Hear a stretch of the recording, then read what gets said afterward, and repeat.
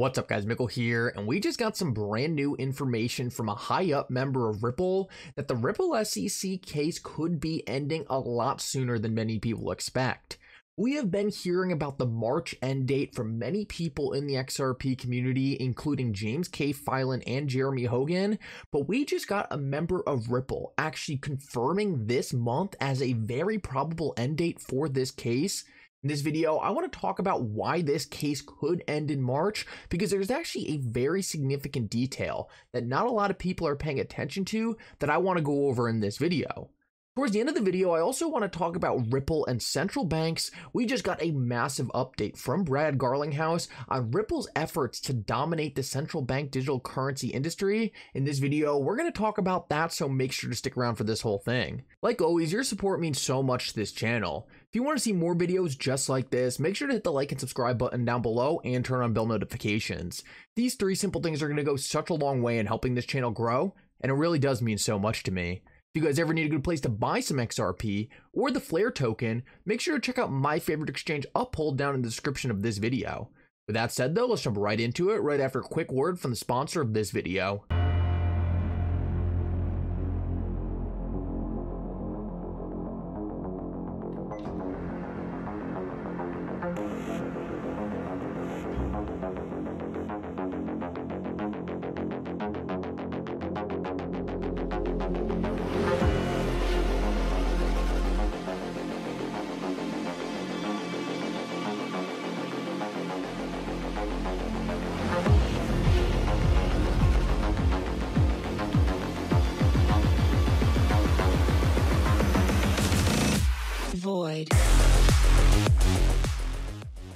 So I want to start this video off and go over some breaking news that we just got in, because we now have Stuart Alderati, the chief legal officer at Ripple, confirming that summary judgment is expected any single day now and could likely happen by the end of the month.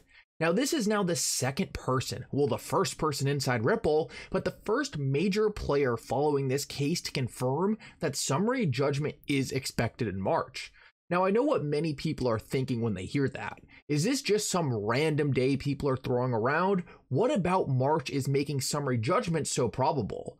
And for a while, I didn't really understand what made March so special either, and I was a little confused why all these different predictions for when we were going to get summary judgment were all pointing to March. But what we can see right here by Stephen Hubert is there actually is a pretty big significance behind the March 31st date.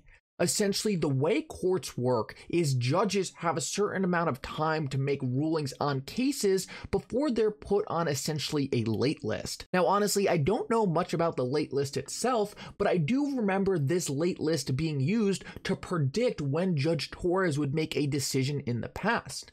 And essentially what people do is they find out what is the last date Judge Torres can make a ruling by, and then they will essentially make a prediction right before that date. Now, what we do know is Judge Torres has never been on this late list before. She is extremely consistent in making rulings on time, so as a general trend, we would expect that to continue. Now, what we do know is the last date that Judge Torres can make a ruling, not on summary judgment, but some other pretty big issues that many people have predicted will get ruled on with summary judgment, is March 31st. This is the same day that James K. Filan predicted the case would end, and also when Stuart Alderati is now predicting we will see a decision on summary judgment. So what we know is that Judge Torres needs to answer some big questions by March 31st, or else she gets put on this late list. We also know that Judge Torres has never ended up on this late list before, so it's highly probable she's going to try to get a ruling in on these key issues before this date. Now, James K. Filan and it looks like Stuart Alderati are now predicting that Judge Torres is just going to make all the rulings at once. She's going to make all the rulings she needs to not end up on this late list, and also end up ruling on summary judgment all before March 31st. In my opinion, this makes a ton of sense, and now I'm really starting to see why so many people are predicting for this case to end before March 31st. Now, obviously, no one can predict the future, but this seems to make a lot of sense to me and at least add some more context to why everyone thinks this case is on the verge of ending. Now we'll have to wait and see what happens, but it really does make any single day now a prime candidate for Judge Torres to finally make a ruling on summary judgment. Now, if we go all the way to March 31st and still don't have a ruling, at that point, I think all bets would be off. I think that would get into a pretty risky territory where suddenly Judge Torres wasn't concerned about time, but I have a feeling that's not going to be the case. Now, something else I want to point out is Stuart Alderoty also came out earlier today talking about the Supreme Court again. I know people hate to see this, but essentially what Stuart Alderoty was saying was, if we lose, which I think everyone thinks is improbable right now, but if Ripple loses, Stuart Alderoty says he is extremely confident Ripple would win at the Supreme Court level. Now, I know this is the last thing a lot of people want to hear, but it's important to note, just because Stuart Alderoty is talking about the Supreme Court, it doesn't mean this entire case has to go to the Supreme Court. I actually think that is highly, highly unlikely. I think it could happen where certain parts of this case could leak to the Supreme Court, but at the end of the day, Judge Torres is gonna make some decisions. I'm pretty confident in that, and it's extremely probable that she could actually rule on secondary sales way before this goes to the Supreme Court. Stuart Alderoty might only be talking about Ripple specific sales at the Supreme Court level, and to be honest, Ripple could not be in a better position right now. A lot of people expected Ripple to be doing way worse. A lot of people thought it was doom and gloom the second this case was filed, and almost every single lawyer, even lawyers who used to work at the SEC, are coming out and saying that Ripple is blowing the SEC out of the water. I think Stuart Alderoty is just talking about the Supreme Court as a, even if we lose in the off chance, we still think we could win there. So don't worry, we're going to be on the right side of things. And honestly, I think that's the best mentality to have because it also puts a lot of pressure on the SEC. Remember, most companies the SEC goes against just roll over and settle. Ripple is not doing that, so they need to apply pressure back to the SEC to throw them off their game. So I want to move on and talk about some extremely exciting information that we just got out of Ripple, because it doesn't look like the SEC strategy to hold this company back is working at all. Just the other day, we found out directly from Ripple that they are now live in 70 plus countries. That is extremely exciting, and I think it just makes it more clear than ever that this case that the SEC brought is not slowing Ripple down. This is something that I was actually pretty worried about when I first found out about this case. I thought regardless of the merits, regardless if Ripple was right or wrong, other countries were going to stop working with Ripple simply out of fear of the SEC. The US is the biggest financial market in the world, and their regulators hold a lot of power. I thought a lot of companies were going to stop working with Ripple even if they weren't in the US simply out of fear of the SEC. I thought a lot of companies would just assume that the US regulator was right and lose faith in Ripple. Well, the opposite is actually happening, and Ripple is growing exponentially.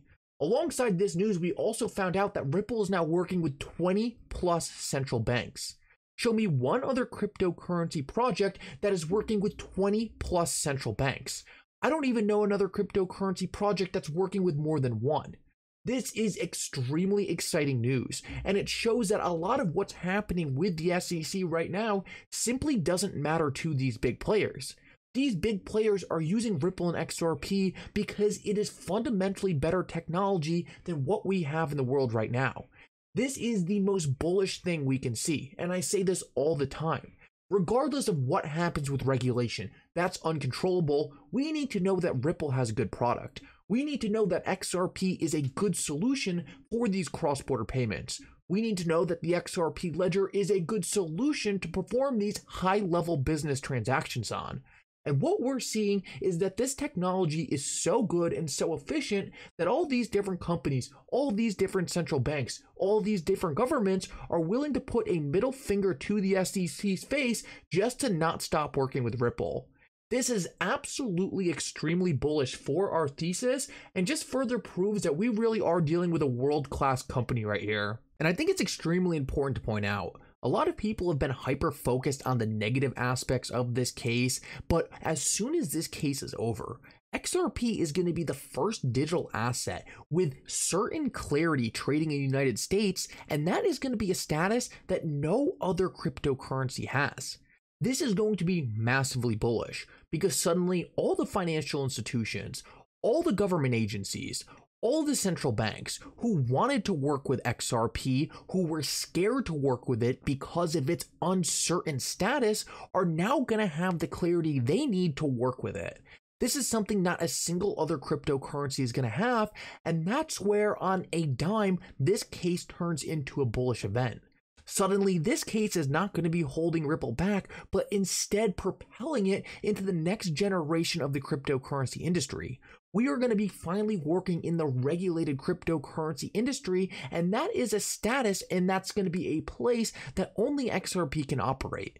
This is so important to understand because although you can make the point that this case has held Ripple back in some ways, although you can make the point that delisting XRP has hurt its liquidity and stuff like that, we need to understand that XRP is closer than any other cryptocurrency to getting the regulation it needs to succeed. And as soon as this case is over, it is going to turn into a massively bullish event for XRP.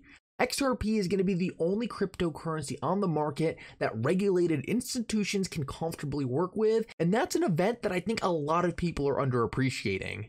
It's so funny to me that some people to this day will still call Ripple a scam, will still call XRP some funding mechanism only for Ripple the company. I think what we have seen throughout this entire case is not even the SEC could make a valid claim for why Ripple was a bad company, and I think this is just going to prove to be one final audit of the company, one final double check we get, is Ripple doing everything it needs to be compliant, and as soon as that's over, XRP is going to take its stage as a dominant financial tool in our financial system. Anyway, thank you so much for coming. I hope you enjoyed this update. If you did, make sure to like and subscribe. It really does mean so much. And for now, Mickle out.